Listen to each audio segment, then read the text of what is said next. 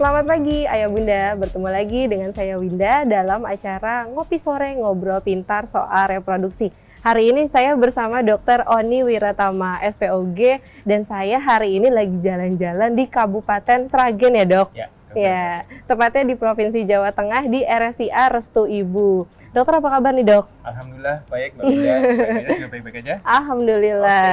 Jadi Ayah Bunda, hari ini saya udah mengumpulkan nih titipan-titipan pertanyaan Ayah Bunda tentang hidrosalving nih dok. Karena kebetulan ya dok ya, boleh sambil jalan-jalan ya dok ya.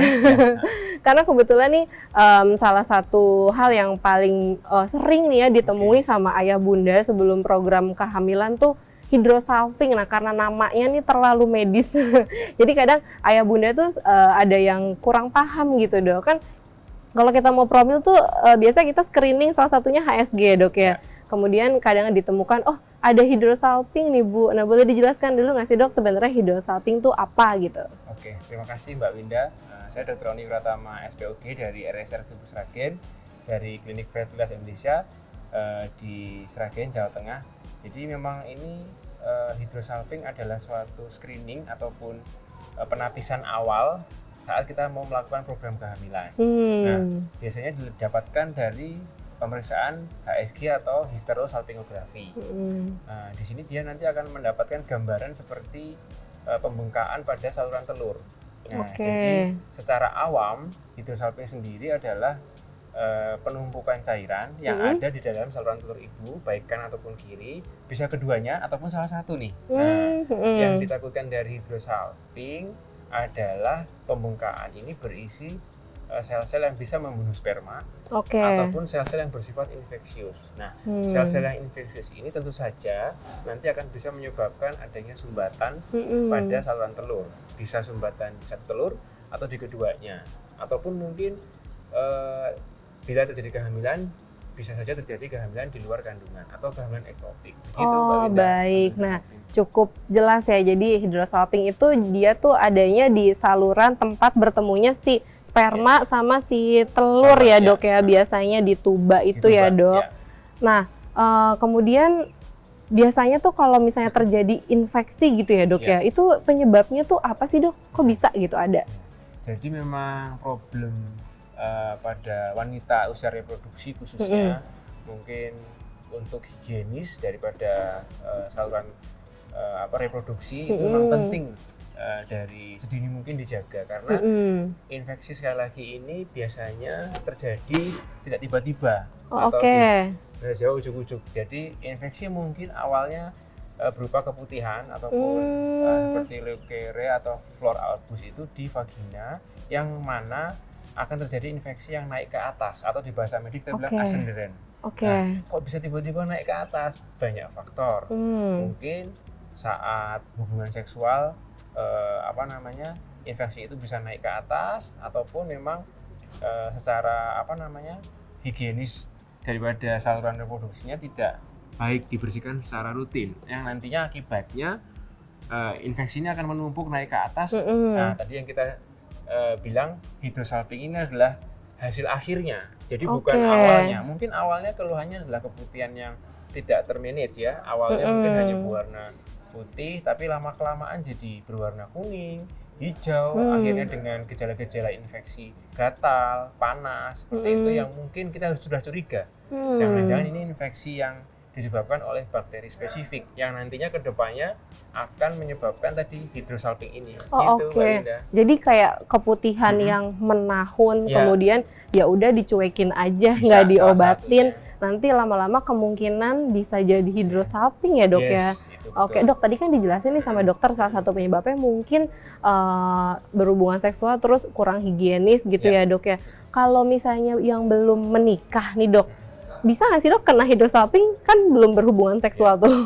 Jadi kalau hidrosalping pada wanita yang belum aktif ya secara seksual ya kita bilangnya, kan karena menikah aktif secara seksual tidak selalu menikah. Sudah menikah. Jadi artinya jika si pasien ini, si ibu ini aktif secara seksual akan lebih meningkatkan terjadi hidrosalping. Tapi kalau misalnya pada nona ataupun yang belum pernah melakukan aktivitas seksual, tentu saja karena saluran kandungan ini diciptakan sedemikian rupa supaya jika ada bakteri ataupun kuman itu tahan di bibir kemaluan, seharusnya tidak akan naik ke atas. Tapi kalau ini sudah terdorong saat hubungan aktivitas seksual, tentu saja si infeksi dari bakteri ataupun kuman ini akan bisa pindah tempat nih Mbak Winda. Dia bisa naik ke dalam lebih jauh lagi. Dia naik kemudian ke saluran telur itu. Jadi ya dok ya. kemungkinannya secara gampangan awamnya prosesnya seperti itu. Jadi tidak akan bisa pindah ke atas jika tidak ada mekanisme pendorongan nih dari bawah ke dalam ke atas. Ataupun mungkin bisa saja misalnya dari si anak ini kurang aktivitas fisiknya, jadi dia hanya cenderungnya hanya malas bergerak. Karena sekarang ini apalagi kan gadget ini kan benar-benar membuat aktivitas minimal. Jadi kita memang selain tadi aktivitas seksual juga kita harus banyak untuk melakukan aktivitas fisik yang membantu secara kesehatan dan kesuburan pastinya gitu Mbak Winda. Nih ada pertanyaan titipan ya dok ya dari ayah bunda. Kalau misalnya kita mau program hamil nih dok, hidrosalpingia itu diobatinya dengan cara apa dok?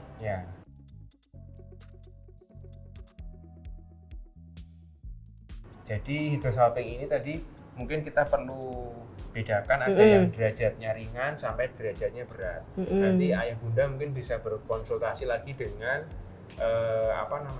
dokter kandungan di KFI ayah bunda terdekat yang nanti akan memberikan keputusan klinis sebaiknya ini diobati dulu ataupun ini harus menjalani tindakan.